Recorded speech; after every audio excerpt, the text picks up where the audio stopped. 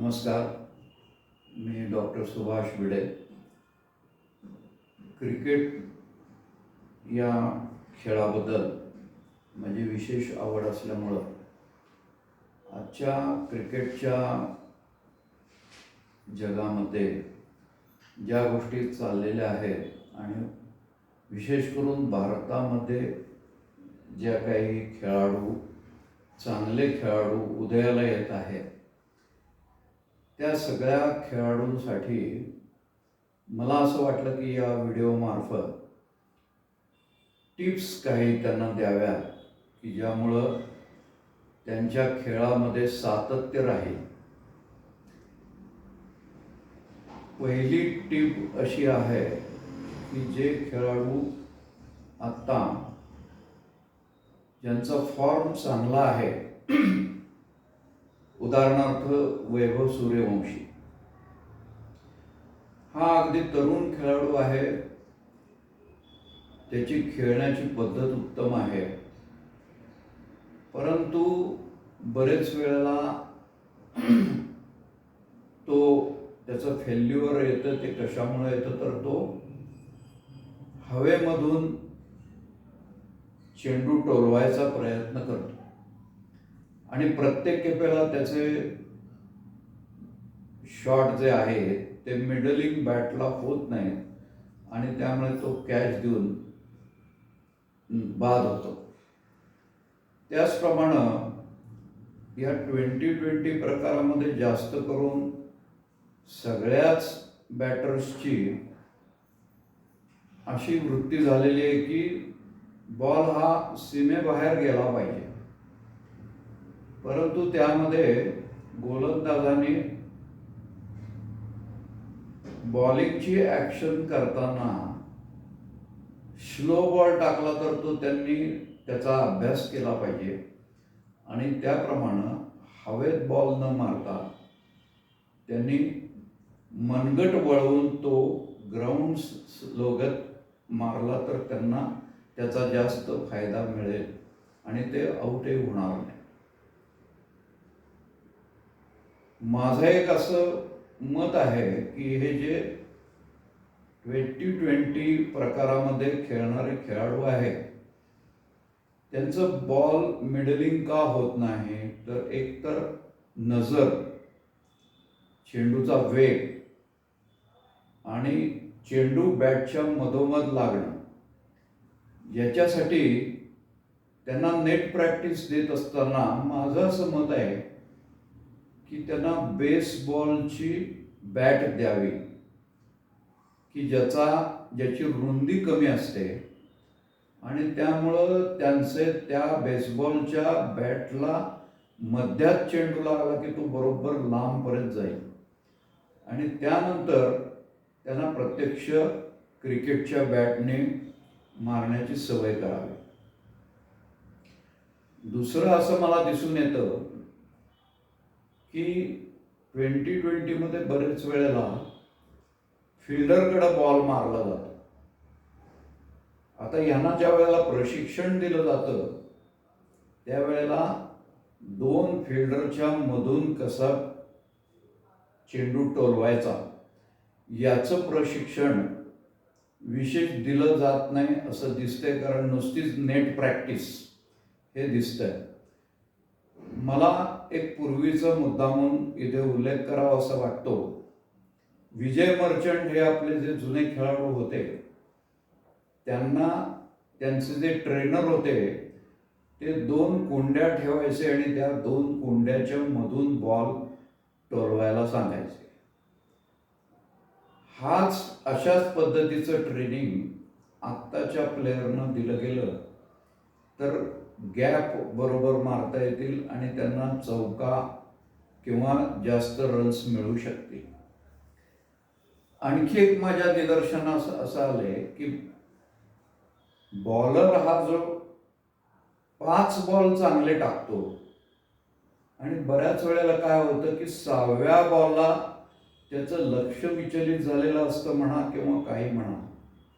6व्या बॉलला बरेच वेळेला चौकार किंवा षटकार बॅटर मारलेला दिसून येतो आणि त्यामुळं 5 बॉलमध्ये तो 2 रन देत असेल आणि 6व्या बॉलला जर षटकार केला तर त्याचं ओव्हरमधलं ॲव्हरेज बिघडतं. म्हणून त्या दृष्टीनंही आपल्या बॅट्समननी हा प्रयत्न केला पाहिजे आणि बॉलरने हा प्रयत्न केला पाहिजे की 6वा बॉल हा अतिशय काळजीपूर्वक टाकला पाहिजे बॉलरने आणि 6वा बॉल हा बॅट्समनने काळजीपूर्वक टोलवला पाहिजे. हाच प्रकार मला वुमेन्स क्रिकेटमध्ये पण बराचसा दिसून आला. आत्ताच्या वर्ल्ड कप मॅचमध्ये अगदी महत्त्वाच्या क्षणी स्मृती मानधना ही बॉल हवेत मारल्यामुळं कॅच आऊट होऊन बाद झाली. त्याचप्रमाणे जेमिनिमा सुद्धा खरं तर तशी आऊट होत होती, परंतु तिचा नशिबाने कॅच सुटला म्हणून आपण पुढे आणखीन चांगला स्कोअर करू शकलो. म्हणून मला परत परत तेच सांगायचं आहे की बॉल हवेत मारण्यापेक्षा रिस्ट वर्कवर जास्त भर देऊन बॉल जर टोलवला गेला, चौकार मिळेल, 1-2 रन्स कमी मिळतील, पण तो खेळाडू बाद होणार नाही आणि त्याला पुढच्या धावा करता येतील.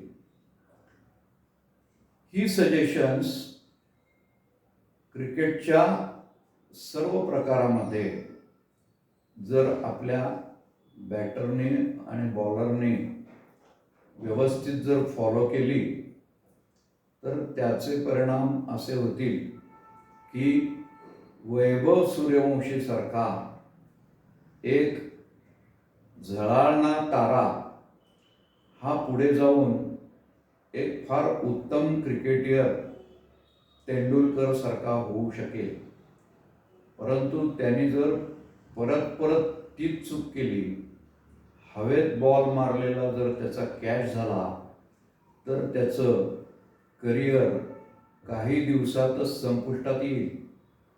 म्हणून अशा नवोदित खेळाडूंना त्यांच्या ट्रेनरनी अशा पद्धतीनं शिक्षण देऊन त्यांचं सातत्य खेळातलं कसं राहील याकडे जास्त लक्ष देणं हे मला जास्त गरजेचं वाटतं. त्याचप्रमाणे फिल्डिंग ही पण एक महत्त्वाचा मुद्दा आहे. बऱ्याच वेळेला असं दिसतं की बाउंड्री लाईनला उभे असलेले खेळाडू कॅच व्यवस्थित पकडू शकत नाही. काही वेळेला रात्रीच्या मॅचेस खेळवल्या गेल्यामुळं त्यांच्या डोळ्यामध्ये लाईट येतो, म्हणून त्यांना उंच उडालेला चेंडू दिसत नाही.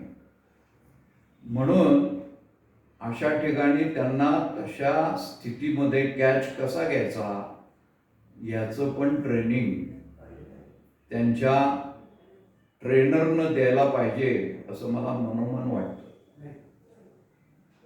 या पद्धतीनं आपण जर हा विचार केला तर आता एक स्मृती मानधनाचं उदाहरण घेऊया. तिचे समोरचे फटके उत्तम असतात, स्क्वेअर कट पण चांगले मारते, परंतु तिला लेट कट फारसे मारत नाही ती. आणि त्यावेळेला मागच्या बाजूला प्लेयर नसल्यामुळं तिनं जर लेट कट मारायचा प्रयत्न केला तर तिला नक्कीच चेंडू सीमेपार घालवायला मदत होईल. अशा तऱ्हेनं प्रत्येक खेळाडूने आपण कुठे जास्त रन्स जमा करू शकतो याचा विचार करून त्याप्रमाणे आपल्या खेळाच्या पद्धतीमध्ये बदल करणं आत्ताच्या कॉम्पिटिशनच्या युगामध्ये अत्यंत गरजेचं आहे असं मला वाटतं. आता पुढे येणारे women's world cup, men's world cup या सगळ्या खेळाच्या प्रकारामध्ये हा महत्त्वाचा मुद्दा होणार आहे की कोण किती कन्सिस्टंटली खेळतोय आणि आपल्या देशाला यश मिळवून देतोय. आणखी एक मुद्दा मला इथं मुद्दामून नमूद करावासा वाटतो, तो म्हणजे IPLच्या खेळासंबंधात. मला आता दिसून आलं की IPL मध्ये जेवढ्या काही टीम्स आहेत त्यांनी बोली जी दिलेली आहे ती जास्तीत जास्त बाहेरच्या देशातल्या लोकांना कित्येक कोटी रुपये मोजलेले आहेत. आता असंही दिसून येतं की ज्याला मागच्या IPL मध्ये जास्त कोटी रुपये दिले तो त्या वर्षीच्या IPL मध्ये परफॉर्म करू शकलेला नाही आहे.